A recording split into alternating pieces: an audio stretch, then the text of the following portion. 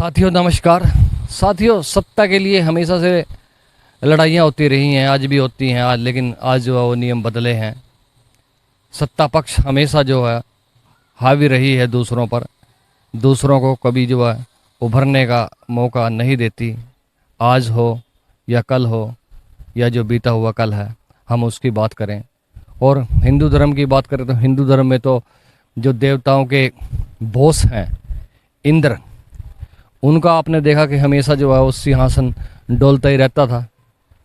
कैसे भी जब भी कोई जो आदमी, चाहे वो राक्षस है चाहे वो मानव है, जो तपस्या में लीन होता था, उसकी मनसा चाहे शुद्ध हो, लेकिन जो देव इंद्र देव हैं उनका सिंहासन जो है हमेशा डोल पड़ता था और वो उसकी तपस्या को भंग कर देते थे ताकि जो है ये पावरफुल ना बने। साथियों, इसी तरह की आज की एक ये कहानी है एरिकच नाम की एक नगरी होती है और वहाँ का राजा होता है हिरण्यकश्यप। उसका भाई होता है हिरण्याक्ष। हिरण्याक्ष एक बार जो है वो धरती को पाताल लोक ले जाता है और उसे छुड़ाने के लिए विष्णु जो है वो वारा अवतार लेते हैं और जो हिरण्याक्ष है, हिरण्याक्ष का वध करके धरती को जो वापस ले आते हैं। अपने भाई की मृत्यु के बाद जो है हिरण्याकश्यप बहुत दुखी होते हैं और अपने आप को पावरफुल बनाने के लिए, अपने आप को शक्तिशाली बनाने के लिए जो है अमरता के वरदान के लिए ब्रह्मा जी की तपस्या करने के लिए चले जाते हैं।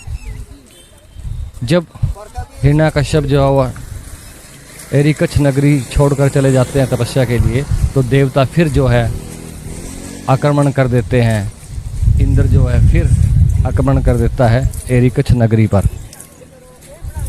उस समय जो हिरण्याकश्यप की पत्नी होती है कयादु, वो गर्भ से होती है, तहस नहस कर देते हैं एरिकच नगरी का देवता। और जो इंद्र है, इंद्र कयादु को अपने साथ लेके जो है इंद्रलोक ले जाने के लिए चल पड़ता है। इंद्र की सोच होती है कि जब इसका बच्चा होगा तो उसे भी मार दिया जाएगा, क्योंकि वो इंद्र जो है कुछ भी बाकी नहीं छोड़ना चाहता। इस बात की जो जानकारी है वो महर्षि नारद को लग जाती है और महर्षि नारद जो है रास्ते में ही इंद्र को जो है वो रोक लेते हैं और बोलते हैं, आप इसे कहाँ ले जा रहे हैं? तो इंद्र कहते हैं कि मैं इसके पेट में जो बच्चा है, जब ये पैदा होगा तो मैं इसका वध करूंगा। तो महर्षि नारद कहते हैं कि ये तो बहुत बड़ा विष्णु का भक्त है, इसे मत मारो, और कयादु को जो अपने साथ अपने आश्रम में ले जाते हैं। साथ ही एक बड़ी बात है कि बहुत सी कहानियाँ हैं, पहले भी हमने सुनी है, अभिमन्यु की सुनी है, बहुत सी कहानी है कि गर्भ में जो है जो भी हम बातें करते रहते हैं वो सीखता है बच्चा। इसी तरह जब महर्षि नारद के आश्रम में कयादु जाती है और जो उसके गर्भ में बच्चा है वो पल रहा होता है, तो आप देखते ही हैं कि महर्षि नारद जो हमेशा वो नारायण नारायण करते रहते हैं, विष्णु की जो पूजा अर्चना जो वो करते रहते हैं। इसी का असर जो गर्भ में प्रहलाद है उन पर पड़ता है और वो भी जो है नारायण नारायण जो है वो गर्भ में ही बोलना शुरू कर देते हैं। लगातार लगभग जो है तपस्या को गए हुए हिरण्याकश्यप को 5 साल के करीब बीत जाता है और उधर जो प्रहलाद है वो भी 5 साल के लगभग हो जाता है। जैसे ही 5 साल तपस्या को हो जाते हैं तो जो ब्रह्मा है वो प्रसन्न हो जाते हैं और प्रसन्न होने के बाद हिरण्याकश्यप के पास पहुंचते हैं और बोलते हैं कि आप वर मांगो। तो हिरण्याकश्यप बोलते हैं कि हे प्रभु, मुझे तो अमरता का वरदान दीजिए। ब्रह्मा जी कहते हैं कि अमर तो इस दुनिया में कोई नहीं है, अमर कोई हो भी नहीं सकता, जो आया है इस धरती पर उसे जाना ही होगा। तो लास्ट में जो है हिरण्याकश्यप कहते हैं कि मुझे ऐसा वरदान दीजिए कि ना मैं रात में मरूं, ना मैं दिन में मरूं, ना मैं अंदर मरूं, ना मैं बाहर मरूं, ना मैं अस्त्र से मरूं, ना मैं शस्त्र से मरूं, ना मुझे मानव मार सके, ना मुझे दानव मार सके, और ना मैं नीचे मरूं और ना मैं आकाश में मरूं। तो ब्रह्मा जी उन्हें बोल देते हैं कि तथास्तु, आपको वरदान दिया। खुश हो जाते हैं। हिरण्यकश्यप सोचते हैं कि अब तो मैं अमर हो ही गया हूँ, जो कि इसके अलावा तो कुछ बचा नहीं जो मैंने मांगा है।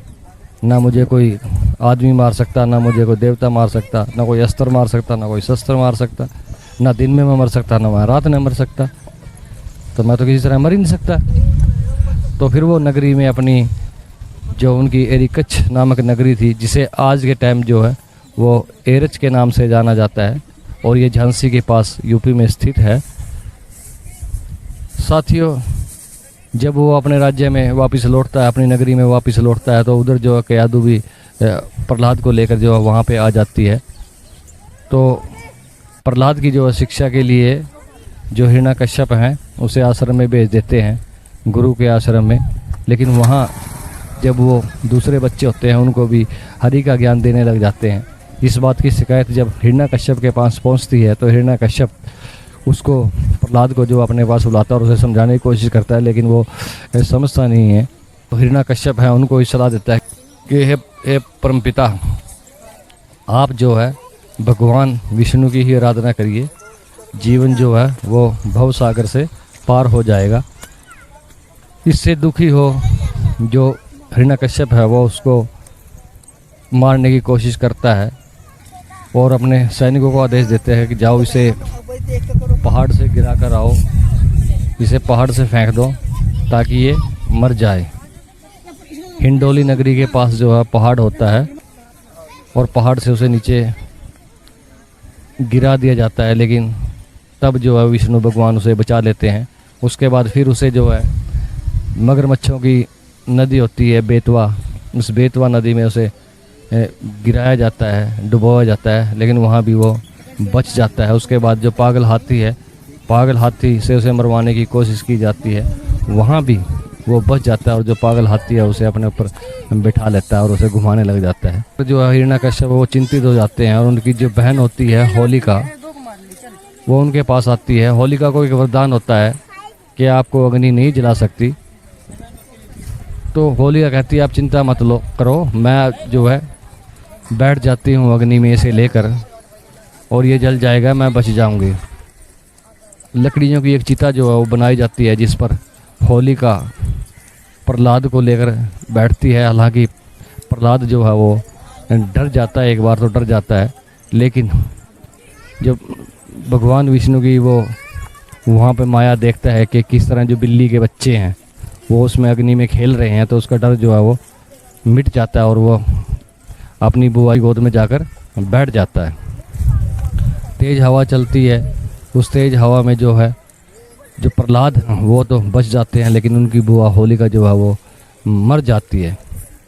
यह देखकर जो हिरण्यकश्यप है वो और भी ज़्यादा क्रोधित हो जाते हैं, और वो कहते हैं कि अब मैं स्वयं ही तुझे मारूंगा। तो फिर जो है प्रहलाद उनको समझाने की कोशिश करते हैं कि हे पिताजी, आप क्यों ऐसी बात कर रहे हैं, मारने वाला तो वो परमात्मा ही है और वो सब देख रहा है। तो हिरण्यकश्यप कहते हैं वो सब देख रहा है क्या, यहाँ भी यहाँ महल में है वो? तो प्रहलाद कहते हैं यहाँ भी है। तो हिरण्यकश्यप कहते हैं जो ये खंबा सामने दिखाई दे रहा है इसमें है? प्रहलाद कहते हैं जी पिताजी इसमें भी हैं। तो वो जो है उस खंबे को जो है हिरण्यकश्यप लात मार देता है, और जैसे ही लात मार देता है वहाँ से जो है नरसिंह अवतार में जो है भगवान विष्णु प्रकट होते हैं, और जो हिरण्यकश्यप है उसको गोद में उठा लेते हैं, और जो महल की दहलीज है वहाँ पर उसको लेकर बैठ जाते हैं, और उससे पूछते हैं कि हाँ राक्षस हिरण्यकश्यप, आप मुझे बताओ आप अंदर हैं या बाहर हैं? वो कहता है कि ना मैं अंदर हूँ ना बाहर हूँ, बीच में हूँ। आप नीचे हैं या आसमान में हैं? ना मैं नीचे हूँ ना मैं आसमान में हूँ, मैं गोद में हूँ। आप मुझे ये बताओ कि मेरे पास कोई अस्त्र है या कोई शस्त्र है? जी आपके पास कुछ नहीं है। उसके बाद पूछता है आप मुझे ये बताओ दिन है या रात है? शाम का वक्त था, ना दिन थी ना रात थी। तो उसका जो है सीना नाखूने से चीर कर देते हैं नरसिंह अवतार में विष्णु। लेकिन इस दौरान नरसिंह अवतार में विष्णु जो है बहुत गुस्सा हो जाते हैं। उनके गुस्से को देखकर जो है ब्रह्मा हैं और शिव हैं, वो भी जो है एक तरह से खौफ में आ जाते हैं, डर में आ जाते हैं। तो ब्रह्मा जी जो है वो फिर प्रहलाद के पास जाते हैं और प्रहलाद जो है, क्योंकि वो नहीं डर रहे होते हैं, तो प्रहलाद को बोलते हैं कि आप जाओ और मनाओ। प्रहलाद जो है उनके पास जाता है और उनके चरण स्पर्श करता है, तो जो नरसिंह अवतार में विष्णु है उनको अपने गोद में बैठा लेते हैं और उसको आशीर्वाद देने लग जाते हैं। विष्णु बोलते हैं कि हे पुत्र, आपको क्या वरदान चाहिए बताओ। तो प्रहलाद बोलते हैं कि हे प्रभु, मुझे तो केवल और केवल आपकी भक्ति चाहिए, इसके अलावा मुझे और कुछ नहीं चाहिए। अगले दिन फिर जो लोगों ने खुशियाँ मनाई, गुलाल बरसाए, रंग बरसाए, इसे ही जो है वो फाग कहा गया। आज लोग जो है फाग नहीं बोलते, आज होली ही बोलते हैं, रंगों वाली होली। लेकिन वास्तविकता जब जहाँ से इसकी शुरुआत हुई, एरिकच से, जिसे आज एरच के नाम से जाना जाता है, वहाँ आज भी होली तक जो है कोई भी आदमी जो है वो रंग नहीं बिखेरता, रंग नहीं लगाता। हाँ, होली दहन के बाद अगले दिन जो है फिर वहाँ पे फाग खेला जाता है, रंग बरसाए जाते हैं। साथियों, ये कहानी आपने सुनी कि किस तरह जो पावर है, पावर का नशा, चाहे वो राक्षसों में रहा, चाहे वो मानवों में है, चाहे वो देवताओं में है, पावर का नशा तो हमेशा रहा ही है। और उस पावर को अपने पास रखने के लिए हर तरह से प्रयास जो है किए गए हैं। साथियों, कहानी अच्छी लगी हो तो चैनल को सब्सक्राइब करें, शेयर करें। धन्यवाद।